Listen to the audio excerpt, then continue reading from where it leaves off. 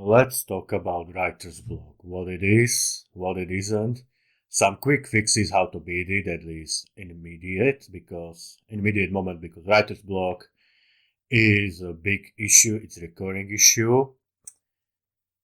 But before that, we need to address what kind of shit happens when you mention writer's block, why we need to talk about it, and especially why, even with saying I have some really good quick fixes that work for me and work for my friends, either that I know face to face or that I know through Twitter, which with writing, most of us are introverts, most of us are alone in this together, so that shouldn't be that big of a problem. Problem is that there are some things about this topic that can turn let's be generous, one of the most welcoming and supportive communities ever, the writers community. Like I said, alone in this, together in this. Even if you're not a writer, just check out how supportive those people can be, how all of us can help each other. Unless you start having some controversial opinions in writer's block in which 90% of this supportive community immediately turns into Spanish Inquisition. Now, this is the point when we decide who this podcast is and who this podcast isn't. Even if you disagree with me, I would appreciate if you listen to what I have said and then correct me. It's just gonna be a whole different podcast about feedback and self-feedback, which yes, that's real. But we need to talk about this. When I say writer's block, just in case someone never heard about it, writer's block is generally understood as a moment when writer wants to write a story, but he cannot because something is stopping him. That sounds very vague and general, doesn't it? Well, this is the part where I used to just tell people, shut up, go back to work, which in retrospect I may admit might not have been the best way how to deal with it. People are stressed, people feel guilty, and telling them, you're wrong, you're making shit up, that doesn't make them listen to you. But at the same time, and I need to repeat this, I see writers community as my tribe, my community, my people. If you're a writer, published or not, if you're even interested in storytelling. Because even if you just, there's kind of a discussion, kind of a conflict between critics and creators, which I always found is nonsense because you need both. It really doesn't make much of sense to be there conflict between writers and readers because we kind of need you guys. We are kind of fucking useless if no one reads our shit. But here's the problem. My father has diabetes, like one of the heaviest stages. If I woke up in the room and see my father shoving his face with donuts, I won't be like, hey man, have another one. If my friend who says he wants to quit drinking, we went out and first thing he does is order a beer, I won't say, hey, have another one on me. And so on and so forth. I did quit smoking. I used to smoke pack and half.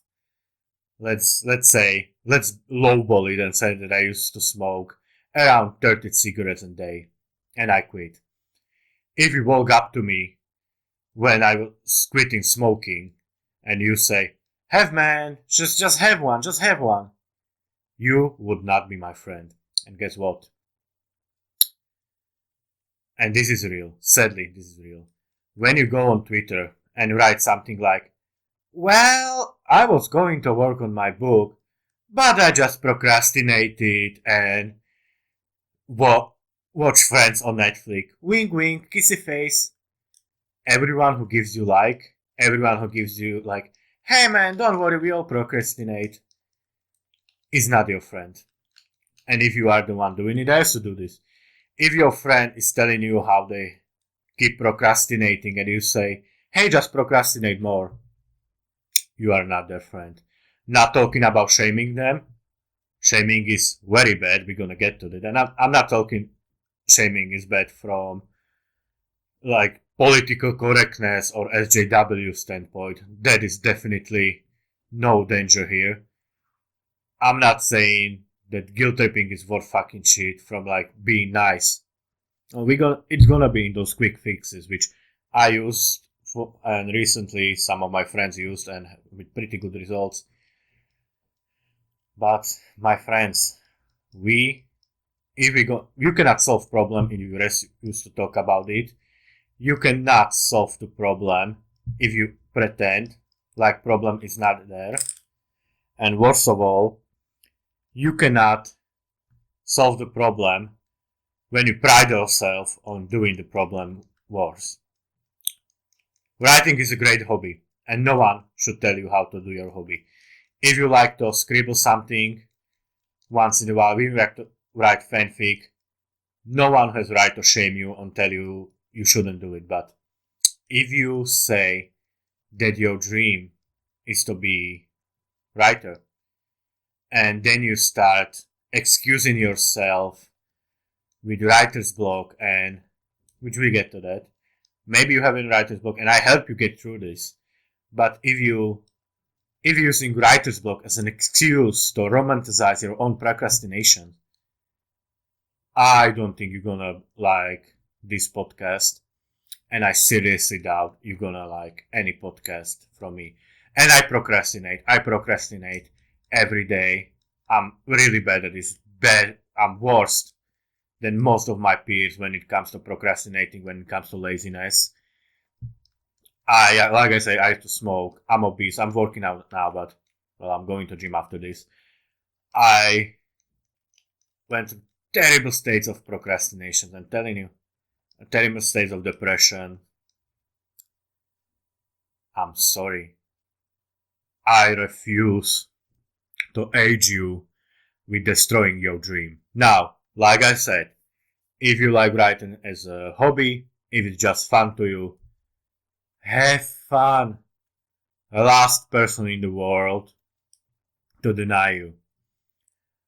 But if you claim that writing is your dream, if you claim to be a writer, if you claim to give a damn about people in this community, and you expect me to praise you when you say shit like, oh, I should be writing Watched Friends instead. First of all, if you're gonna procrastinate, at least procrastinate with good TV show, not fucking Friends. That I'm judging, but sure. There's million good reasons why you cannot write. You're tired, you have migraines, I'm single, childless, or child-free, whichever you prefer, I don't give a damn. If you say you couldn't write because you were taking your kids to school, great. If you say you couldn't write because you were too tired from your day job, sure. If you even say that you couldn't write today because you went to your friend's birthday, or even you just went out, or even just your favorite game finally came out and you were playing it, good. I'm last person in the world of shaming you. But if you insist of saying that you cannot work on your dream because some invisible mystical force is stopping you, you are insulting me, and you are attacking me, and you are attacking and insulting every single person in this community, including yourself. Nobody is gonna like this part of podcast. I knew that, but it must be said. You are tired, or you overworked, or you scared, or you confused, or you procrastinate, or you desperate, or you confused. And all of those are all right. But stop pretending there's this freaking boogeyman that attacks only writers and writers exclusively. There is no bodybuilding blog, there is no musician blog, there is no go to your day job in the morning blog. Do you feel that I enjoy waking up, at 4 a.m. fucking morning every single day and drive for an hour and a half to work? I don't. I like being wake up early in the morning. I'm just like that. But I would much rather enjoy waking up at 4 and write or play video games or go to gym. But no, I have to go to my day job because it is my job.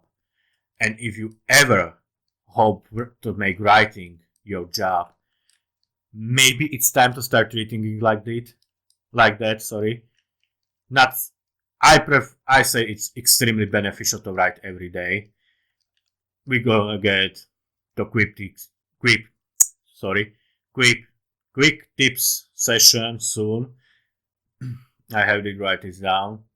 I had it written down, but I don't want to repeat myself. And I'm sorry if I insulted you. I'm sorry if I hurt you. I'm sorry if I shamed you. Fourth time the charm. One of the quick tips we get to is don't shame yourself. But I believe I can help you. In fact, I know I can help you because I have empiric data. This worked for me. But I'm sorry. Benching Friends on Netflix doesn't help you write your book. Romanticizing procrastination. We all do this. We all do this when we are guilty and ashamed of what we did or didn't do. So we try to turn it into a joke. Oh, silly me, I messed it up again. You try to make yourself clown. You try to make yourself comic relief character. Because that way, you cannot be taken that seriously. And that way, since you're not taking that seriously, you cannot feel that guilty about it. I'm done supporting it. So now, sorry if I hurt or insulted any of you. I wish you live your journey where you choose to. I wish your dreams came to true. But if you came to a podcast which has writer's block in the title, and you expect me to tell you it's okay if you procrastinate, it's okay if you don't try hard, it's okay if you don't solve your problems, we are done talking. I'm glad you came. I'm glad you listened as far as you have. And if you leave me on comments or emails, I leave my contacts at the end. If you leave me a review, even if the first part, if you disagree with anything that I'm saying, give me your comment, explain me what I did wrong. Maybe I agree, maybe I not. I will respond. I will definitely plug your Twitter or your blog or your podcast because I do believe we are in this freaking community together. I do believe we are together. And I do believe, like, one of my favorite lines, don't know where it was first, but I heard it in TV show Americans, there's no greater love than two loners that are alone together. And most of us are loners. Most of us are, or at least hyper introverts or empaths. Most of us are in this journey on our own. That's why it's so much more important that we help each other. But I'm sorry. When you walk up to your children, I'm sure many people listening to this have kids. If I don't have children, I don't pretend I know anything about raising kids. But common sense tells me that if you walk up to your child shooting heroin and your first response is, "Hey man, just have another, here's a needle," I don't think you're a great parent. I saw these threads on Twitter like, "Hey, what do you do when you procrastinate?" Smiley face, kissy face. Not how do you stop procrastinating? How do you fight about it? How bad it makes you feel? How good you feel when you stop procrastinating? No. Let's just talk about how fun it is to procrastinate and what's your drug of choice. Our dream is to be writers, as always. If you like writing as a fun, or if you just like listen, I don't make movies. I love watching video says about making movies because it's interesting. All those criticism, which 100% belongs to me too. That's why I'm so angry about it, because not because I'm better, but because I feel like I'm in the gutter. I feel like I'm in shit, digging myself deeper, and people are saying, hey man, don't try to get up, just dig yourself deeper in the shit. Those aren't your friends. And this is gonna be rough and it's gonna be mean. But I believe that when we just, I'm not saying you have to agree with me, but just as a thought experiment, let's pretend once. You don't have to come back, you don't have to even listen for the rest, but let's just pretend for a minute that writer's block isn't some mystical power.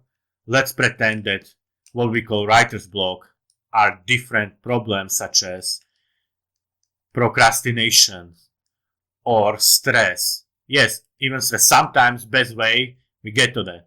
Sometimes best way to deal with writer's block is to take rest, but rest must be planned and it must be honest. Rest isn't when you being lazy and you hate yourself for it even more. You don't deal with stress by doing something that makes you even more stressed, and procrastination does make you more stressed. Let's pretend for a second that way to reach all of our dreams isn't to do worst possible thing, isn't doing worst possible thing and isn't actively breaking our legs. Let's pretend for a second that actual way to get to our dreams and get to our goal is to work for it. Let's pretend, I'm getting to the point. This is the last one. Let's pretend for a second that people who create whole worlds in their heads, which includes me, can get pretty good at lying. And let's pretend we are really good at lying and we are really good at lying to ourselves. So, just once, as a thought experiment, let's just buckle up, let's look in the mirror, and let's say that problems are elsewhere. And let's try to deal with it. What follows next is gonna be just what it is, what it reactions, what it is, what it isn't. We deal with that. Causes and solutions. That's gonna be next two parts. We start with causes, which we kind of tapped into, and then some quick fixes. Okay, so what could be actually causing the thing we claim is writer's block? Or let's just call it writer's block. Because when you have problem and someone tells you problem doesn't exist, that makes you a bit angry. I get that. I mentioned before, and this is the craziest and most obvious one, you could be tired. You could be straight up physically exhausted because now more than ever in Western world, I'm in second world, I'm not in first world, I'm in Central Europe, as opposed, I would assume most English speakers are in North America or Commonwealth, former Commonwealth, or Canada or Western Europe. I'm in Central Europe, English is my second language, as you may have gathered. And I got way less sleep every single night, including weekends, that I should. And sometimes that takes toll on your body and takes toll of your mind. You're just tired, you just don't want to do it. Other one, which that's the big one, and you might get really wrong idea about previous part in the podcast. Things that I hate the most is shame and guilt. Shame and guilt are your enemies. Now, I made so far 18 minutes or so about telling people to stop pretending. So you might be thinking, I'm doing exactly the same. You might be thinking that I'm shaming you. That is not true. When someone gets injured and goes on, let's say, pain pills, I'm halfway through. I was watching it on background while working, prescription tags. People who get addicted to, let's say, pain pills because they were injured. I would never shame those people for getting the injured. I wouldn't even shame them for getting addicted because it's terrible and it's happened. But I would have issue with other people pretending there isn't problem. Your procrastination is a problem. Your fear is a problem. Your guilt is a problem. Your lack of discipline is a problem. That's what is your writer's block. And yes, it could be sometimes that you start working and just ideas don't come like you are writing. You actually sit down every day and you write, but ideas still aren't coming. If sleeping 18 hours and staring in the space doesn't help, okay, I could be wrong, but could be that you are honestly sleep deprived. Could be that even if it's something you love, like I tried to play video games when I was really, really sleep deprived, and surprise, surprise, didn't help much. Couldn't even do that. I remember I once started Monster Hunter, and I just stayed in the hub and didn't do anything for hours. I just stayed in the space. Just wanted to have my moment of relax. I wanted to play video games a little bit that day after I came to work before I went to sleep. And sadly, I couldn't even do that much. I fell asleep in my chair, and that was the better option because I was awake and was incapable of doing anything.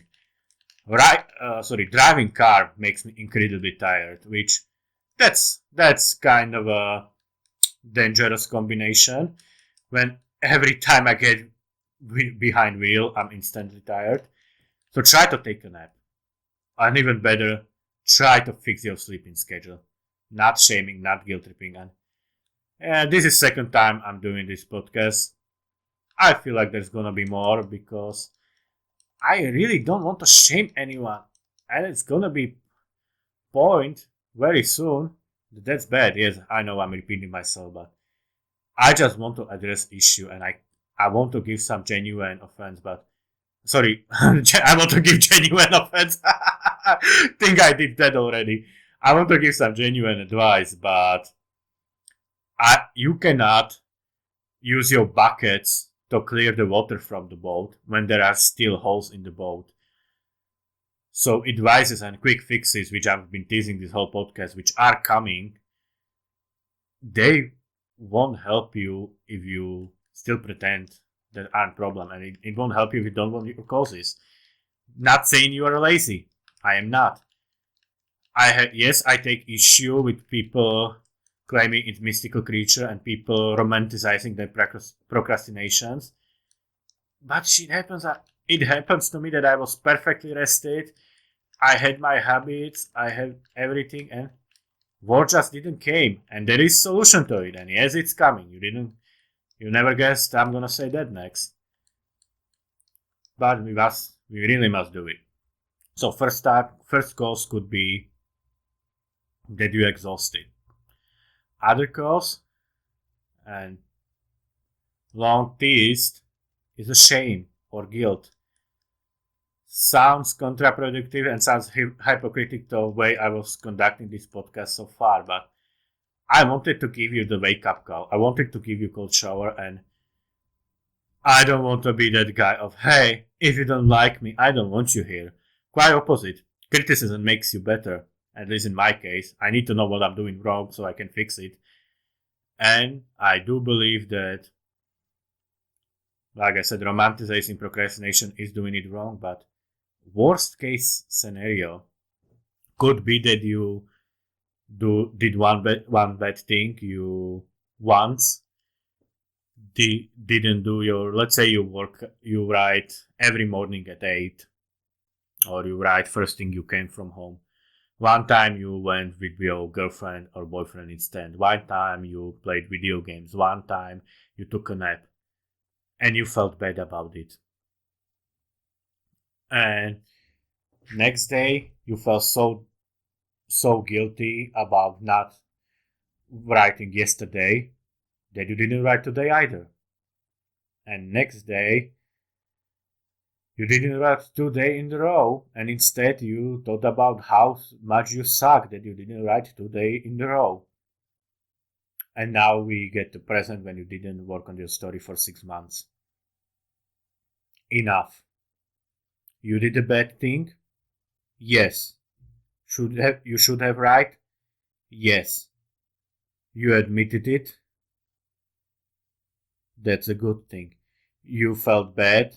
That is your punishment. You've been punished. Done.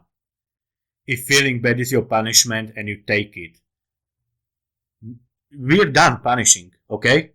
We are done punishing ourselves. You felt bad? Yes. If you say, I feel so bad for 6 months, time for more fucking friends, as in TV show friends, yeah, that's when I take issue. But then you instead tweet, I haven't write, and I feel so bad I can't write.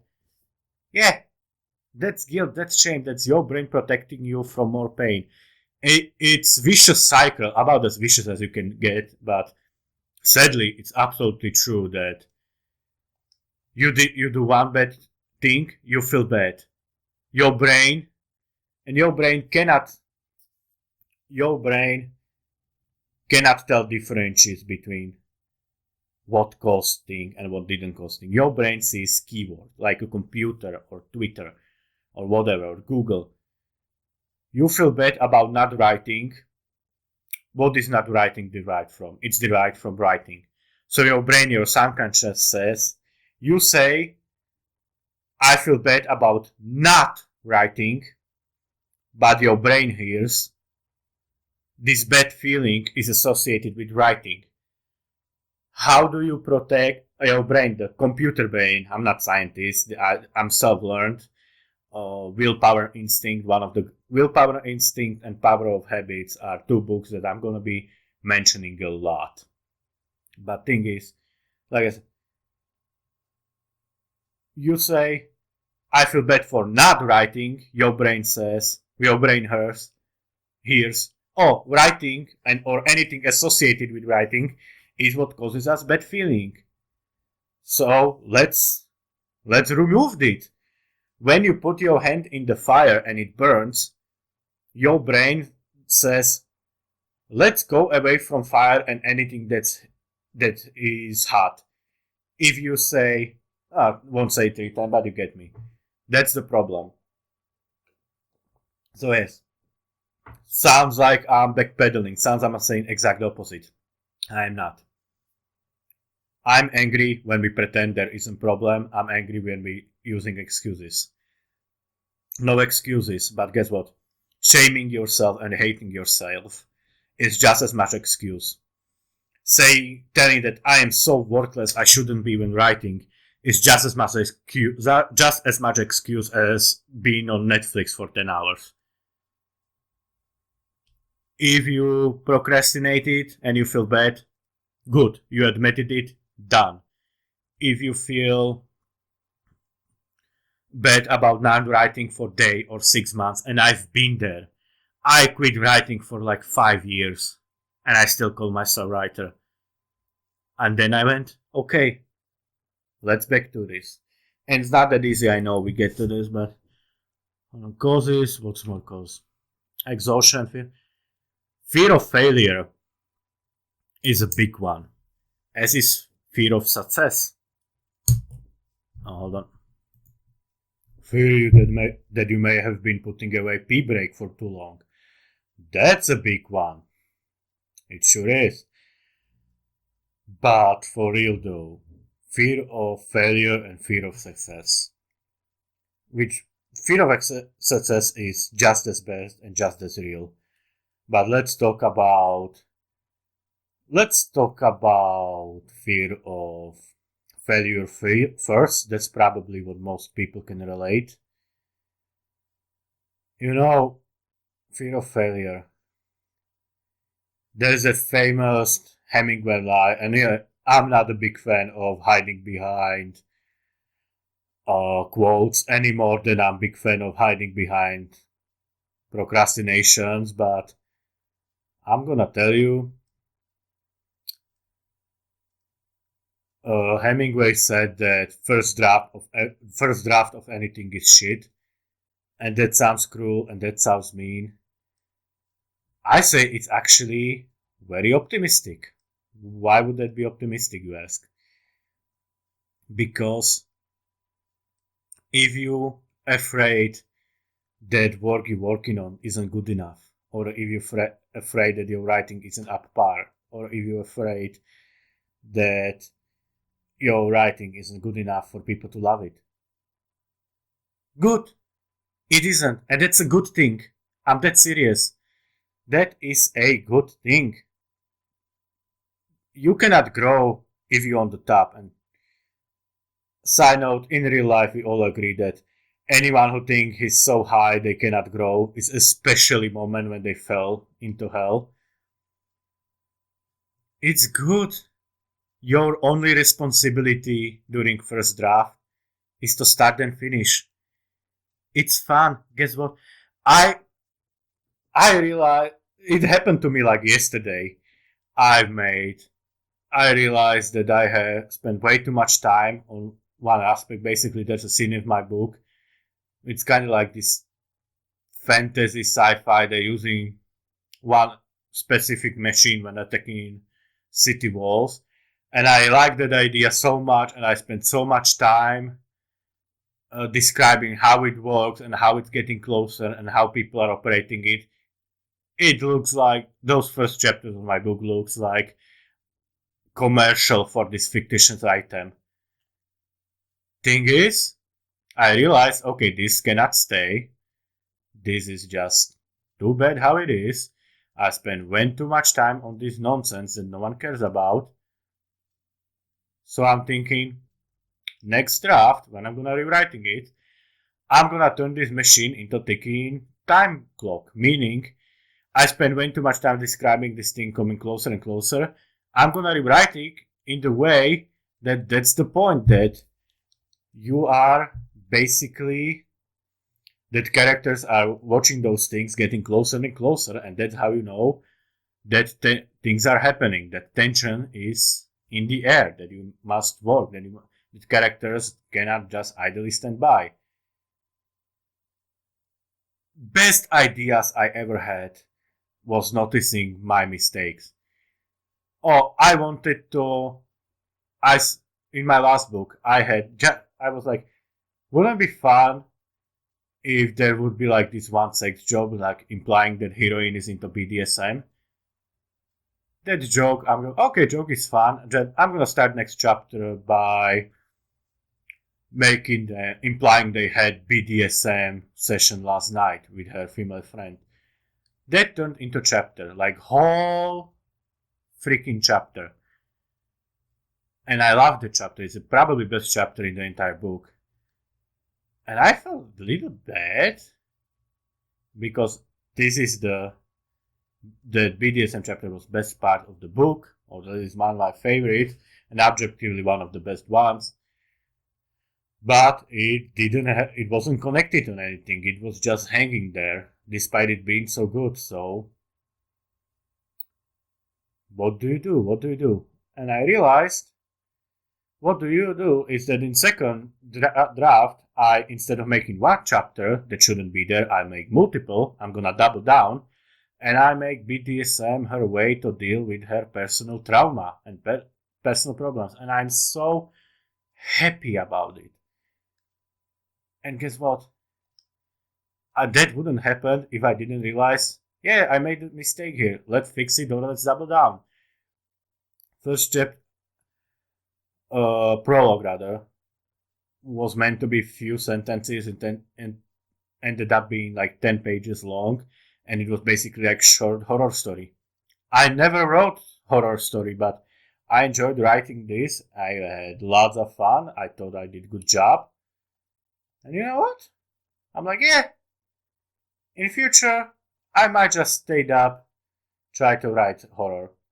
And I wouldn't realize that if I didn't attempt to, if I didn't look at the mistakes and went like, oh yeah, this is mistake or this is mistake, I'm gonna take away this and I'm gonna take away that. I know this is crazy, but I stand by it. Being bad is kinda good in a strange, messed up way. You don't need to stress. You don't need to be scared. You don't need to freaking out. It's okay to suck. You want to suck because when you suck, there's no losing with first draft. as long as you're writing and as long as you finish it, you literally cannot lose when writing first draft. Your only options are learn what you did wrong, meaning your first two things happen in the first draft. You find out that you are really good at doing something, or B, you find out that you're doing something wrong. So you fixed it. So you don't do it again. So you're better. No losing. So also, then enjoying it's like, do you know how well it feels when you look at your and people say that they're embarrassed by their earlier work and like they're scared that anyone will see their earlier work. They will die embarrassed. I have exact opposite. Whenever I have doubt, I look at the shit that I was writing a year ago and I'm like, oh my god, I got so much better. Comedian and podcaster Ari Shafir, he studied screenwriting and he said in one of his podcasts that if you write consistently every single day, which again might jump in, if you want to write every single day and then you missed one day or you missed week, solution isn't feeling bad and not doing it anymore. Okay, you don't write every single day, you write almost every single day. And guess what?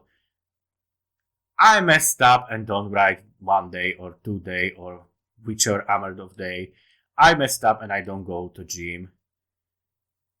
It's okay. No shame. We talked about it in the last point, but now we're talking about failure. You're not stupid for feeling of fear of failure. You're not stupid, period. But what I'm trying to tell you, failure is a good thing. But yeah, what if I publish it and it's not as good? Next one will be better. And hey, sometimes reviewers are bad. Sometimes you just misunderstood. But as long as you don't do same mistake twice, which when we talk about writing, okay, when you in casino, you can easily bet wrong number twice in a row. But when you spend year or several months writing story with unlikable character, that's a conscious decision or it's a mistake you missed. But now you know it. Now you're like, everyone telling you spend year writing character. You spend year writing book with unlikable main character. Well, next year, when you're gonna be writing your next book, you won't make character unlikable. And that feels so good. Failure is a cheat code for success. You win or you learn. And more you learn, more you win. Sounds counterproductive, but there's a line. I want to say it was either Tesla or Edison, one of those two. Every failure brings you closer to the right decision. Love of every. I think it was what was the quote. I know I have 100 different ways how to make light bulb. All I just had to do is to get to the right one eventually. Something like that. I'm paraphrasing. But by same token, yeah, last 10,000 words you write weren't good, but they were better. And even if, guess what?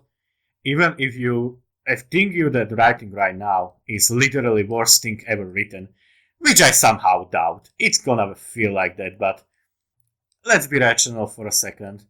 I somewhat doubt that what thing you're writing right now is actually worst thing ever. But if it is, it's still better than not writing.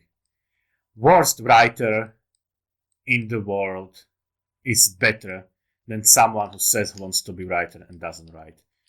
And writer who has writer's block, and writer who's procrastinating, even if I spent this whole podcast bitching and moaning about procrastination, if you're procrastinating,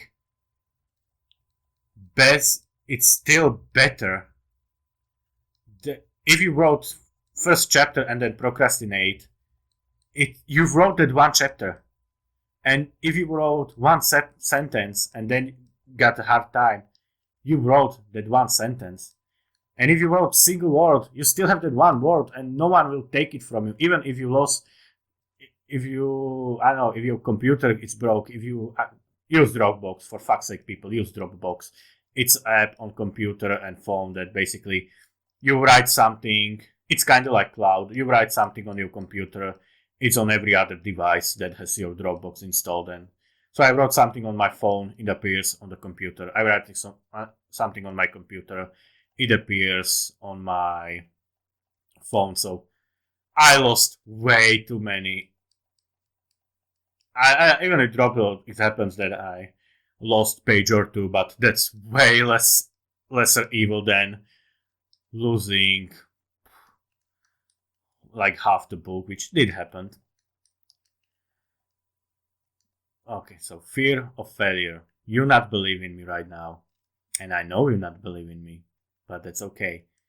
Because despite what you might think about me from that earlier 10 minutes, despite my anger on romanticization of procrastination, I think you're a good fellow. I think you're a good girl, boy, or everything between. I don't care. I don't care how you identify, but if you identify as a writer, you're my family, you're my tribe. Because you're my family and my tribe, I won't let you ruin yourself, and I won't let you do things that hurt you. But you are still one of mine, and I need you to know that no matter how bad you think you are, and no matter how, nah, you're good. Worst thing you can, if you hate someone, tell them they're good enough. You're good enough as a person, but your writing can always be improved. That's a good thing. What scariest thing about going after your goals is getting there. How many athletes or sportsmen or even writers got their first success and then blow it because they spend so much time going to one place, and once they got it, they don't know what to do. This is the easy part. Sucking is easy part. Being bad is the easy part. It's the fun part too. No, just try it. Not saying you have to change my life the way I'm saying it. I'm not saying my solution is the right one. And even if my solution is the right one, it might not be the right one for you. Just try it. Say, fuck it. Let's just have fun. And I think I'm talking about taking writing serious. I'm talking about taking responsible, but that's double-edged sword. And I'll admit it because my fastest writing output, I always say that my first book was hobby. My first two books were hobby. My third book was therapy. I was going through probably worst time of my life. And I'm naturally discovery writer, for those who don't know. Naturally, I don't plan. I use structure and planning now, but I'm one of those writers who naturally just start writing, or even if I have plan. Happened with last book that I'm writing like some tense scene and suddenly I have, you know what? Heroine keeps talking about her father, but never about her mother. I'm just gonna write like 20 pages about her mom. That's how I write. It's a crazy way of doing it, but it works. Everyone works differently, so that's what I'm telling you. That's what I wanted to say. My third book was just that I didn't want it to be good. I just wanted to write so I don't have to think about pain and crazy stuff that was happening in my life at the time. And worked like a charm. And I really need to get back to that feeling a little bit. Because more I start taking my writing seriously, which, mind you, it's what I'm moaning about all the time. I keep telling everyone, take it seriously if you want to be a writer, but at the same time, like I said, hating yourself and watching Netflix for 10 hours are two sides of shitty coin. Be responsible with not making excuses. Be responsible when editing, after you're done writing, with looking at what's right and what's wrong. Be responsible when sitting down at 8 a.m. or 8 p.m. or when you wake up or when you got back from work. Be responsible with that part. But when it comes to writing and creating, don't stress yourself. Don't run with the weight. Yes, your work sucks. Newsflash. Everyone work sucks. I suck. You suck. He suck. She suck. They, their, her. We all suck. That's good. So moving on. When I was talking about this, I kind of went into fear of success too. Basically, two sides of the same coin again. Once you start getting good, and once you start getting recognition, you start putting pressure on yourself. Oh, I did well, and I had that even without having recognition. It happened to me that I was writing every day, and I told myself, "Hey, I was writing every day. I'm so good." And that second, I'm dead serious. That second, I'm like, "Oh my God! Now I have to write every day. Now I messed up." Or I was so fast at writing with past 2 months. Now I cannot be slower, and I immediately get slower. Fear of success can cripple you. It's the same thing. Fear of success and fear of failure, when you think about it, is literally the same thing. It's actually fear of judgment, either by other people or yourself. It's a fear of not living up to your expectations. Fuck that. Yes, it's good to have expectations. It's good to have goals to work for. But don't cripple yourself. And look at it rationally. Think like robot here. I feel bad when I'm not writing. But also, when I feel bad, I'm writing even less. So if you have problem to make that leap. And again, not to blame armchair psychiatrists, but I'm willing to bet that a lot of writers or a lot of creating people have a bit of a self-loathing. If you cannot make that leap, if you cannot be so kind to yourself, look at it from different side. Think about it as a robot. Say yourself, this isn't about me forgiving myself. This is about me deciding what's better to do the job done. Does feeling bad make the job done? No. It makes it worse.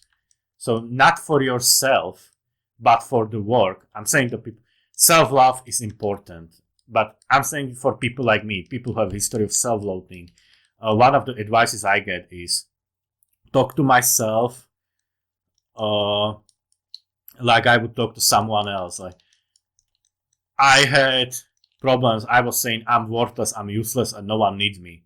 And advice I get is, if someone you love, if your friend told you, I'm useless, I'm worthless, and no one needs me, would you let them do it? And even at my least confidence, I was like, no!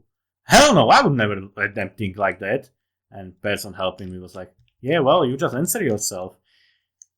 Don't talk to yourself. You know how they say, do others what you... I know it in Slovak. I know this biblical quote. I think in English it's do unto others. Basically, don't do things to other people you wouldn't want them to do to you. It works other way around. Don't talk to yourself the way you would talk to your friends. If you're thinking, I suck, I should just give up, would you tell to your friend, you suck, you should just give up? No, you fucking wouldn't. You would say, okay, you had problems. Just like I said earlier, you wouldn't tell your friend it's okay if you're doing a bad thing, but you wouldn't say them, give up.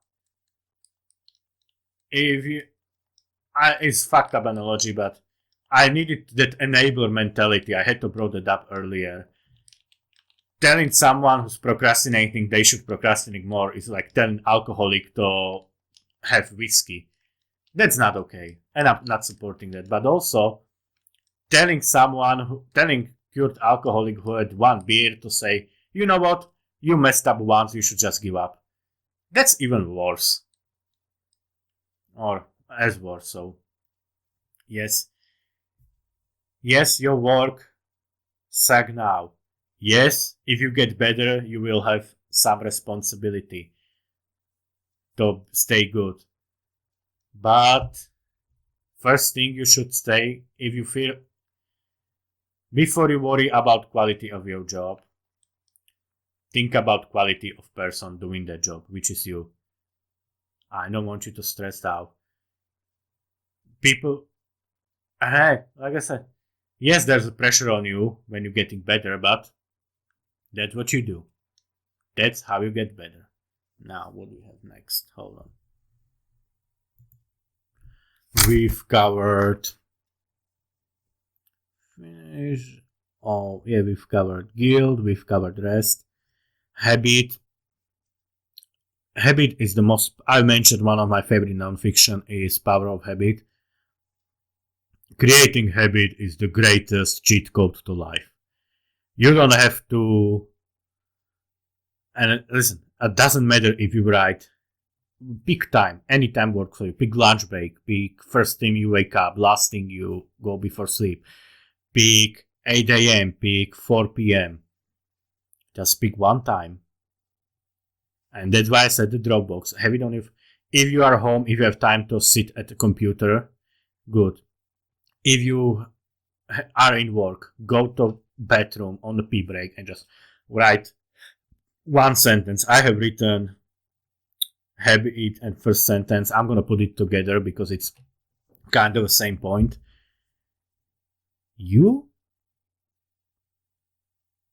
I know they say it takes 30 to 90 days to create habit. Trust me, it takes way less to ruin the good habit. And here we go again, fear of failure. But even if you fell out, and that's what I remember just now, it's kind of like muscle memory. It's kind of like learning how to be on bicycle. You start working out a good habit, writing at lunch break, or let's say you write on lunch break. Try to write, and doesn't matter if you use lunch break to write 4 pages or 10 pages or single sentence or single word. But you start giving your brain the input that lunch break equals writing. And soon you will be basically addicted to it. In that book, Power of Habit, there's something interesting which they brought up. Do you know how toothpaste scratches you on your tongue? It doesn't. There's nothing in the mental that would cause that reaction with your body. They put it there in the purpose, so people brush their teeth once, they have scratchy feelings, and then if they forget to brush their teeth, suddenly that scratchy feeling is gone, and that's weird to you. So you go back, so you remember. I think about sensation of my fingertips tapping the keyboard. I'm that serious with this. You're writing, you feel that very, very, very light pressure or tip of your fingers, and just I know it sounds crazy, but just as I'm thinking about it, I can feel that pressure on my fingers. It's like when something that smells good or smells bad, you can almost smell it. I actually feeling pressure on my fingers right now. You cannot see it, but I'm holding my hands up. I'm not touching anything. I can feel that pressure on my finger getting stronger and stronger. More I'm thinking about writing. And that's like your toothpaste scratching. It's the same thing. You create that habit, and soon even you will be like, let's say you write on lunch break. Could it be page? Could it be literally one word? 10 minutes before lunch break, month from now, you will be like, why I have this weird feeling? What is it? You know what it is? What it is that your brain is telling you there's something that should be happening now. And that feeling is going to be so strong that not even procrastination will be able to beat it. I'm that serious here. Try it. Try it out. Maybe I'm right, maybe I'm wrong, but you can just try it. Create your habit, try it for a month. I would say 3 months, 90 days, but you will start seeing results pretty damn soon. Now, what we have? And that, or maybe lit. If you like smelly candles, aromatic candles, maybe lit aromatic candle every time you write. Maybe listen to one specific song every time you write. Maybe write stand up or have one separate chair when you write, or write kneeling down. Any sensation that helps you snap it in your brain that writing is something else that should be happening, your brain will go crazy. It's like your brain will get addicted to habits. Good habits or bad habits are still addictions. Good habits are addiction. Guild, rest. Learning how to read after yourself would be a really good tip. 8x. What in the... Hold on. Yeah, idiot, of course. I'm going to gym after this. Of course, I didn't figure out that the last point I wanted to make is light exercise. Yeah, as always, most of us are nerds. In fact, I am obese. Most of us don't have bad memories with PE, who doesn't, or jokes or bullies. I love going to gym. I'm addicted to it, and recently my family members called me out, my grandma mostly, when I went to gym. I thought I was there for 2 hours. I was there for 6.5 hours. So yeah, maybe I'm getting teensy bit addicted to going to gym. Just a little bit. But get your blood pumping. Do 1 push-up or 10 push-up, or do push-up from your knees. It's not competition. Do bodyweight squats. You know what? Do push-up against wall, which is you straight up lean against your wall, and you try to do push-up. Clench your muscles. Anything. Do planks. Bend your back. Just get your blood flowing. And that will, right before you exercise, and that helps you wake you up a little bit. Or even if you are at work and I have really strong caffeine resistance, which is bad because I'm driving to work and I love coffee, taste of black coffee. So yeah, I quit caffeine 5 times. And one of the advices for that is usually stop putting sugar on milk to your coffee. You won't like the taste of black coffee. I love taste of black coffee, so that doesn't help to me. What helps to me when I'm in state when not even coffee wakes me up, 10 push-ups or 10 squats or 10 anything, doesn't matter. But a little light exercise gets your blood flowing. It makes you a little bit more confident in the moment, and doing it right before writing helps you. Yeah, first think about your first sentence before you write. Look at the last thing you wrote. And now, a lot of people say that your first sentence is the most important thing in the book. Readers will always remember first sentence they read, and a little bit of issue I have. And we all heard it, even people who are not interested in writing. Your first sentence of your book is the most important. Okay, question. Silly question, but question nonetheless. When was the last time you read a good book? You got halfway through and you thought, you know what, this book is really cool, but that first sentence wasn't so good. It's like first time I got advice on pickup line being the dumbest fucking thing. Everyone, hey, here's the dating advice, and it's a dating advice I got, and it's dating advice I give. What's the best pickup line? And first dating advice you should get, and your first and best pickup line. Hi, my name is Matthew. Hi, my name is James. Hi, my name is Bill. Hi, my name is Frank. Not all of those. What's the great pickup line to get the girl? Say your name and introduce yourself. What's the best way to start the book? To start. I mean it, your only job with first draft is start and finish. Don't think about how this is good or how it's bad, and for fuck's sake, don't think about, is my first sentence good enough? I'm going on tangent. There's gonna be probably a whole different podcast just about it because it makes me so mad.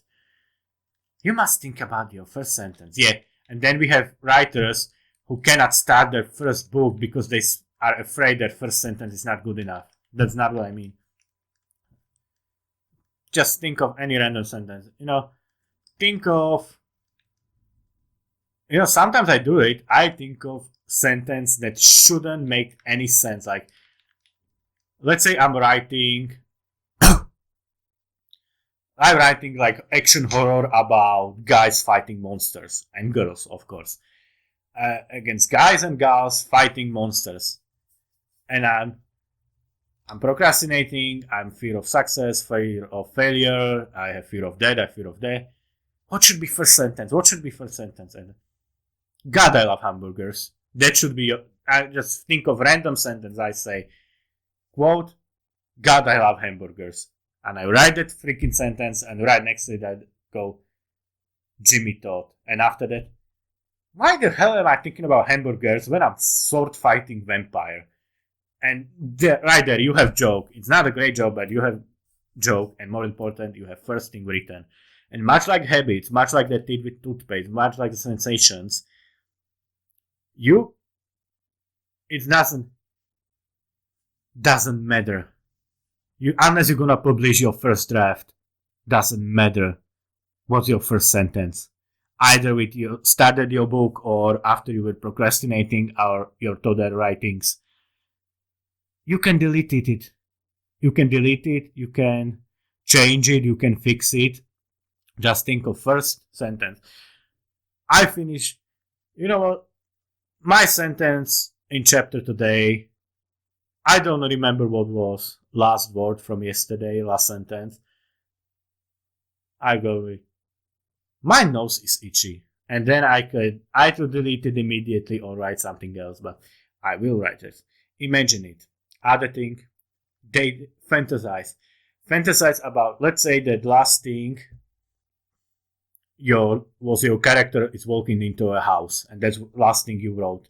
Just imagine your head. How does it feel to touch a knob? How does it feel to go in? Use all senses. How does that house smell? And you can use all or you can use none.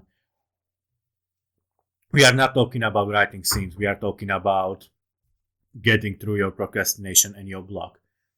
When your last sentence was characters is walking to the house, write it in the way that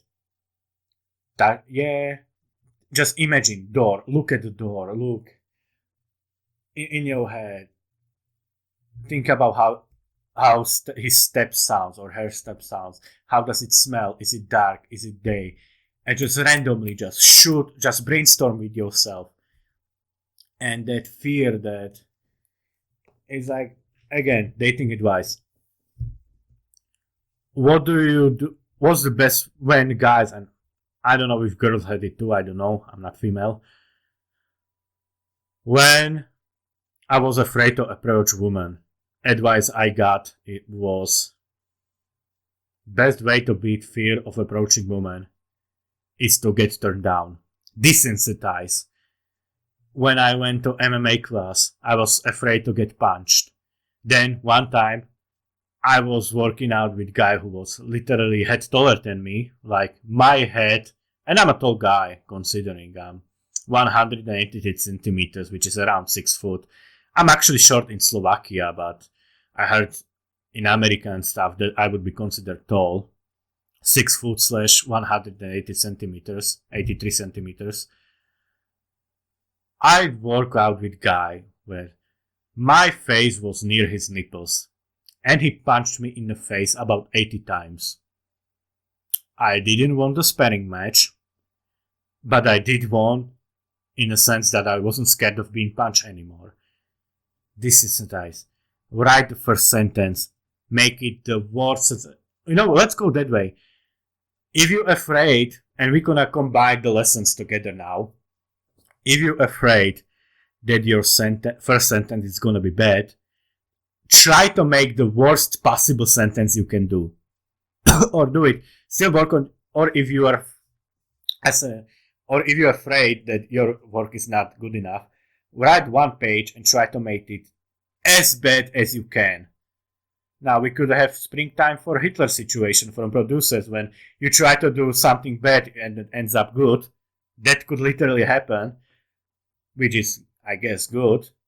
But what could also happen is that you try to do your worst, you find out it's way worse than your average, and you realize, hey, I'm not that bad.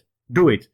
Next time you procrastinate, tell yourself, and as always, if you tell yourself, I'm going to write at lunch break, and you're not writing moment you say, let's say your lunch break is at 12. You say, 12, I'm going to be writing. Then 12 and 1 minute hits, and you go, well, I already missed it. No, we're not going to play that game. If you're late for 1 minute or you're late from 1 hour, just write. It's best to write at the same time. And this was a big problem with me. I told myself I'm going to be writing at 8. And 8 and 5 minutes were like, I'm not getting full hour. I might as well not do it today. I literally did that for months. No, just get in that one sentence and try to make it worst possible sentence possible. And it won't be. It won't be. The worst thing you can do is still not worst thing in the world. And that is better than you think. Now, we are over 1 hour mark. I did this podcast multiple times. I don't think that the beginning can be said nicer because I had to do that wake up call. What is writer work, what is uncauses solution. We talk about some solutions.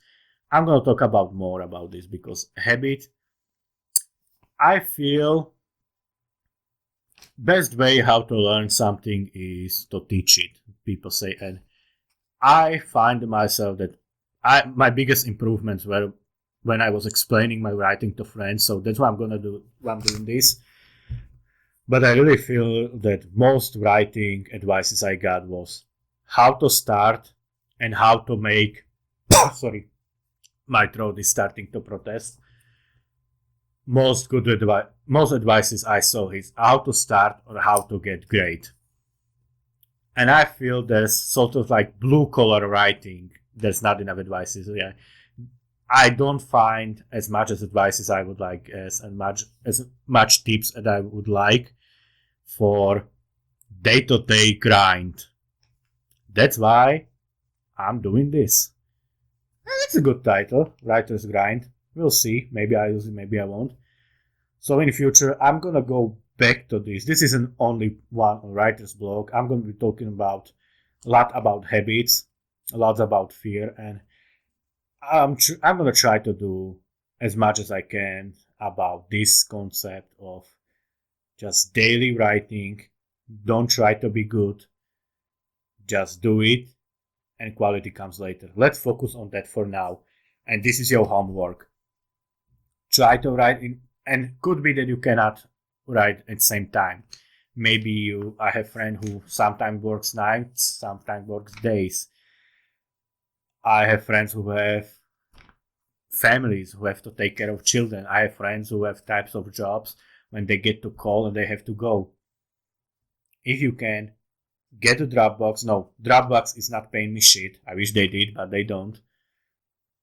Have it in your phone, have it in your computer, and pull up your phone. And if you even don't have phone at you, have pen and paper and write one sentence every day. And if you're afraid, try to make it the worst sentence possible. That's my homework. And you will see your brain start to realize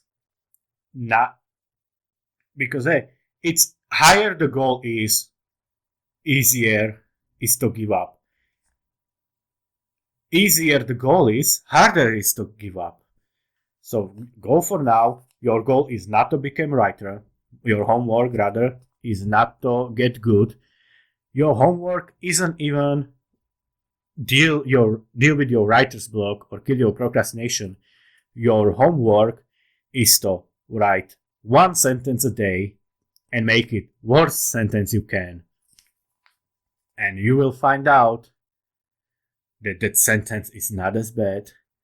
If it is bad, it also means that the rest of your writing isn't that bad.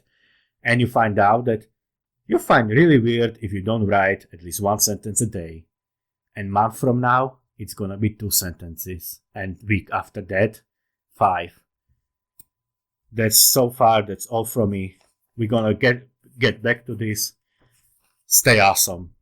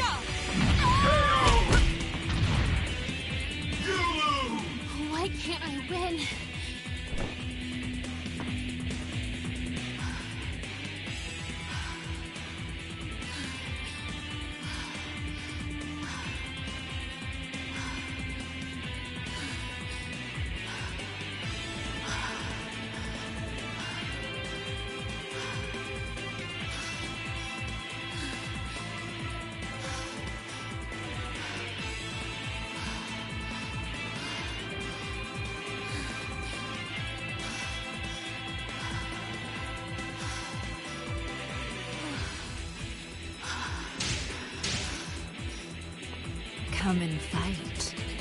Okay, ready anytime. Get ready, fight!